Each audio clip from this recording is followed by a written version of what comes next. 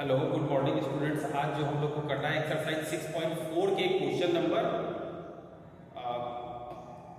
14 and onwards को, because up to 30 number में simply calculation based question है, तो आई होप इसको आप लोग इजीली कर लोगे। ठीक है, नेक्स्ट तो आइए क्वेश्चन नंबर 14 से, एक्सरसाइज 6.4 14 से हम लोग देखते हैं। ठीक है, पहले सबसे पहला क्वेश्चन है question number 14।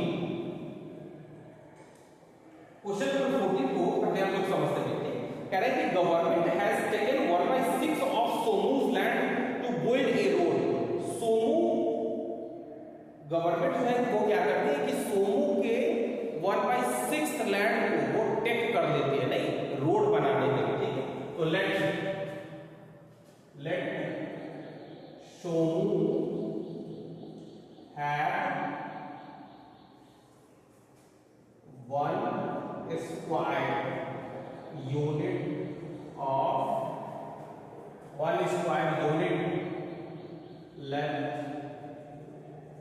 of 1 square unit length of land। नहीं, मान लेते हैं कि सोमू के पास क्या है, 1 square unit length of land है। नहीं, अब उसमें से क्या कह रहा है, ये क्वेश्चन नंबर 14 है, exercise 6.4 of fraction. Let Somu's have 1 square unit of length of land. ठीक है, अब कह रहे हैं कि 1/6 जो है उसमें से गवर्नमेंट ले लेंगे। नहीं, तो यहां पे लेफ्ट लैंड क्या होगा, लेफ्ट लैंड क्या होगा, 1 माइनस 1/6 इक्वल्स टू 5/6। यहां पे इसका एलसीएम करेंगे तो ये 1 होगा, इन दोनों का एलसीएम 6 होगा, इसके नीचे कुछ नहीं है तो 1 है, इसका एलसीएम 6 होगा, फिर 6 1 जा 6 1, ये 5/6 आएगा। ये आप लोग समझ रहे होंगे। ठीक है, what part of the land remains with Somu now. कह रहा है कि सोमू के पास कितना सारा लैंड जो है बचा, सोमू के पास 5/6 लैंड जो है बचेगा। नेक्स्ट कह रहा है कि she gives half of the remaining part of the land to her daughter Krishna. नहीं, तो Somu gives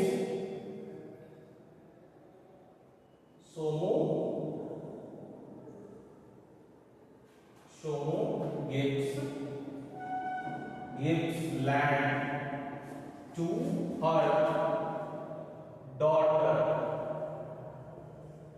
Somu gives land to her daughter Krishna.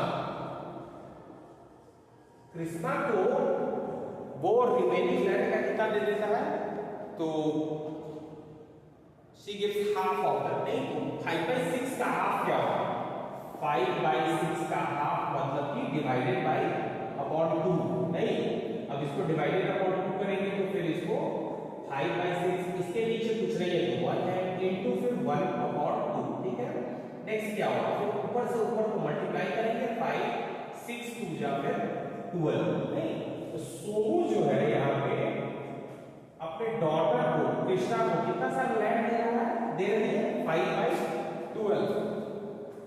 आगे कह रहा है कि she gives half of the remaining part of the land to her daughter Krishna and 1/3 of it to her son Bhola. ठीक है ना, तो Somu gives land to her son बोरा।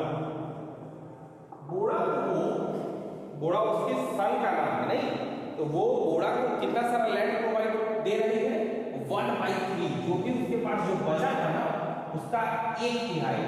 नहीं, तो 5/6। अब इसका 1/3 निकालने के लिए क्या करें, किसी भी नंबर का 1/3 निकालने के लिए उसको हम लोग 1/3 से मल्टीप्लाई करते हैं, तो 5/6 ऑफ 1/3 या फिर 1/3। नहीं, अब क्या हो गया, 5 और 18, 5 1 जा 5, 6 3 जा 18। नेक्स्ट आगे कर रहा है, after giving them their share she keeps the remaining land for herself. अब उसके बाद उसने हम लोग से पूछ रहा है कि ये सोमू जब अपने वो डॉटर को फिर उसके बाद सन को अपने लैंड जो दे रही है, ठीक है, उसके बाद भी कुछ उसके पास जो सो लैंड बच रहा है। नहीं, तो अब इसमें हम लोग क्या लिखेंगे, she keeps the remaining land for herself. नहीं, तो रिमेनिंग लैंड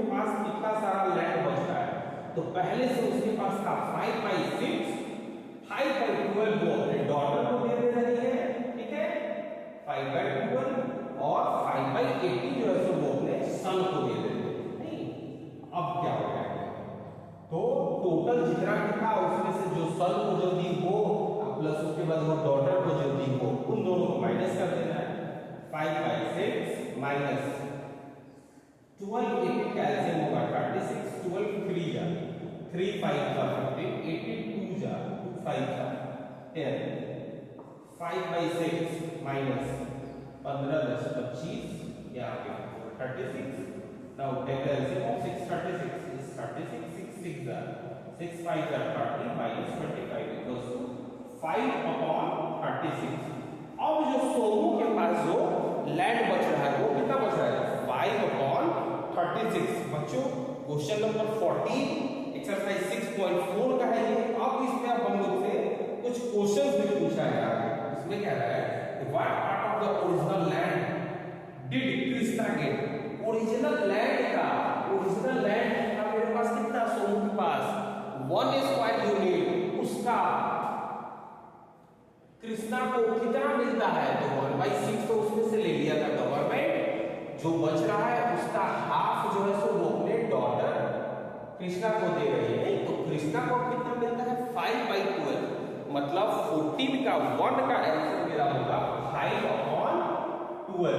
नहीं कह रहा है कि what part of the original land did Krishna get. Krishna को कितना मिलता है ओरिजिनल लैंड का 5/12। नेक्स्ट आगे कह रहा है कि what part of the original land did Bora get. Bora को ओरिजिनल लैंड का कितना मिल रहा है बच्चों यहाँ पे तो बोरा को ओरिजिनल लैंड का यहाँ पे मिल रहा है 5/80। नहीं बोरा को उसके सन बोरा को मिल रहा है ओरिजिनल लैंड का 5/80। अब उसके बाद कह रहा है कि थर्ड नंबर में what part of the original land did Somu keep for herself. Somu जो है सो अपने लिए नहीं सोमू अपने लिए हरसेल्फ मतलब अपने लिए ठीक है। सोमू अपने लिए जो है सो कितना पार्ट ऑफ द लैंड वो बचा पा रहा है नहीं। तो इसका क्या आंसर होगा यहाँ पे टोटल जो भी गवर्नमेंट जो ले ली थी उसमें से उसके बेटा और उसके सन और उसके डॉटर को माइनस कर देंगे नहीं ठीक है। तो मेरा यहाँ पे रिमेनिंग रह जाएगा 5/36 ठीक है। आई होप आप लोग को ये आ गया होगा समझ में ठीक है। नेक्स्ट क्वेश्चन है क्वेश्चन नंबर 15 ठीक है। तो क्वेश्चन नंबर 15 को बच्चों हम लोग यहाँ पे इसको दो तरह से बना सकते हैं ठीक है। अब आइए क्वेश्चन नंबर 15 देखते हैं ठीक है।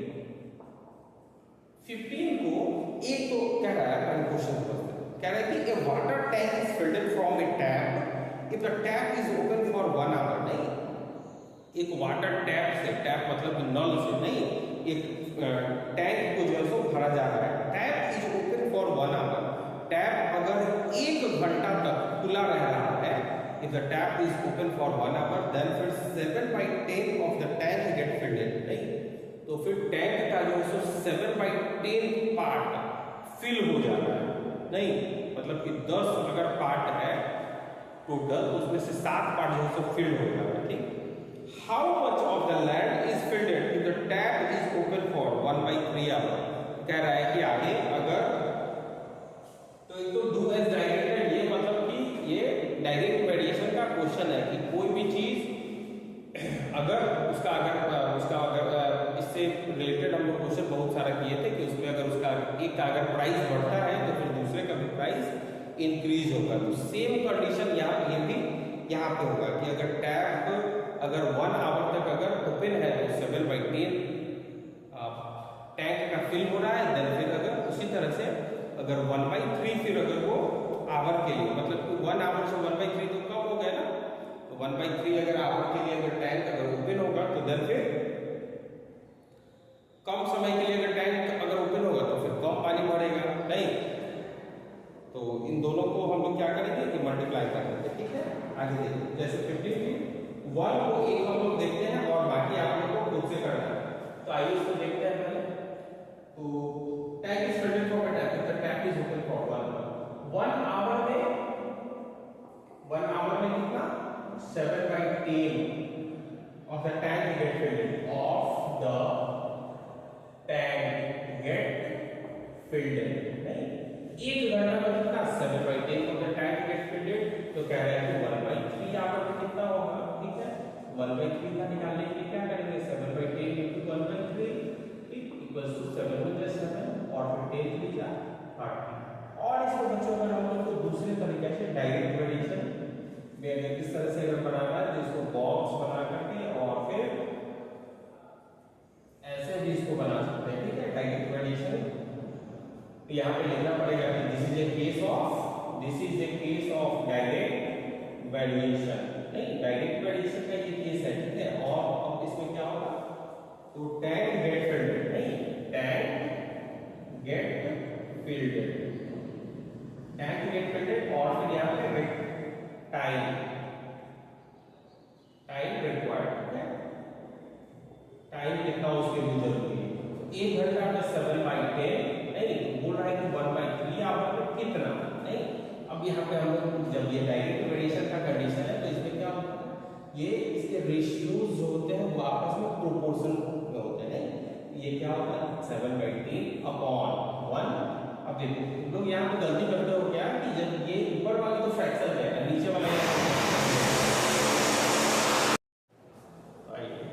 यहाँ पे तुम लोग जो गलती करते हो कि ऊपर वाला तो यहाँ पे फ्रैक्शन है, नीचे वाला फ्रैक्शन में नहीं है, तो यहाँ पे तुम लोग प्रॉब्लम में फंस जाते हो, ठीक है। तो इसको क्या करो कि जो भी मेरा फ्रैक्शन नहीं है ना, तो उसके नीचे फिर क्या करो, उसके नीचे भी 1 डाल कर दो और उसको भी फ्रैक्शन नीचे क्या होगा x अपॉन 1 और फिर 1/3। अब फिर क्या करेंगे हम लोग 7/10 इनटू फिर 1/1 मतलब 1 ही होगा, नहीं x/1 इनटू फिर 3/1, ठीक है। अब क्या होगा मेरा यहाँ पे x इनटू 3 और फिर ये 7/10, ये 3 यहाँ पे आ जाएगा, नहीं तो x का वैल्यू कितना आएगा 7/30, ठीक है। वैसे भी मेरा वहां पे क्या आया था 7/30। तो इसको 1/1 करके आप लोग डायरेक्ट वेरिएशन भी से भी सॉल्व कर सकते हो, अदरवाइज फिर इसको ऐसे भी कर सकते हो, नहीं सिंपली इसको मल्टीप्लाई करके। आई होप ये आप लोगों को समझ में आ गया होगा, ठीक है। नेक्स्ट क्या है क्वेश्चन नंबर 16। तो आइए अब हम लोग क्वेश्चन नंबर 16 को देखते हैं, ठीक है।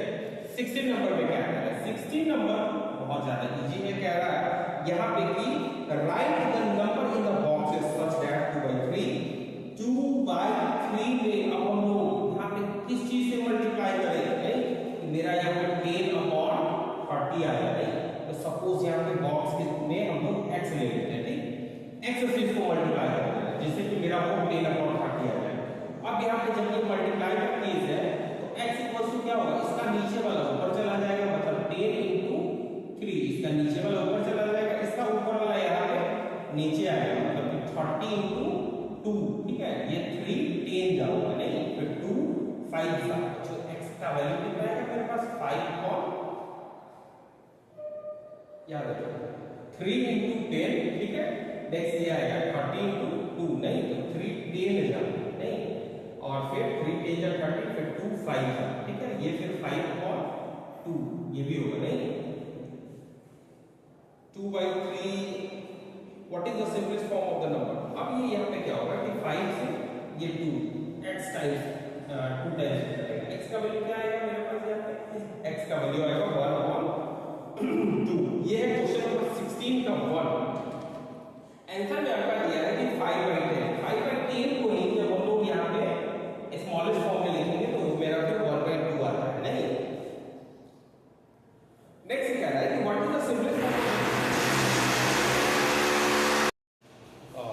आई होप ये क्वेश्चन नंबर 16 आप लोगों को समझ में आ गया होगा। नेक्स्ट है क्वेश्चन नंबर 17 भी सेम है, इसी तरह से हम लोग को करना है 17 भी। तो तुम लोग इसको करके और फिर कमेंट बॉक्स में जवाब दोगे कि इसका आंसर क्या है।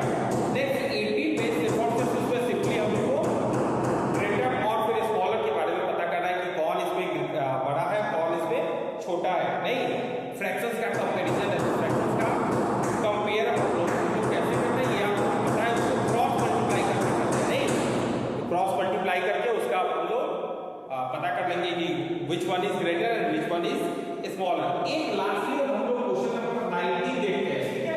तो 19 नंबर में क्या कह रहा है यहाँ पे देखिए, which is heavier 12/15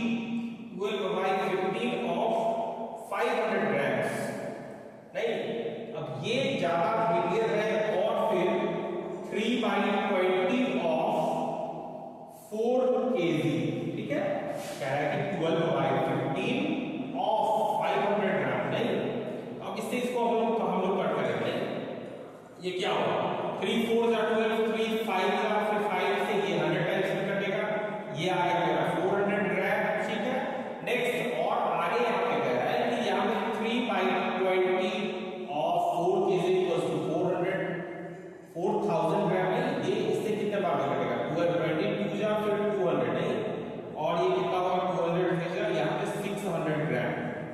one is heavier, इसमें कौन सा हेवियर है, तो ये वाला बड़ा है ना, इसका मतलब ये वाला जो फ्रैक्शन होगा मेरा यही होगा हेवियर, ठीक है। तो 3/20 ऑफ 4 kg इज हेवियर।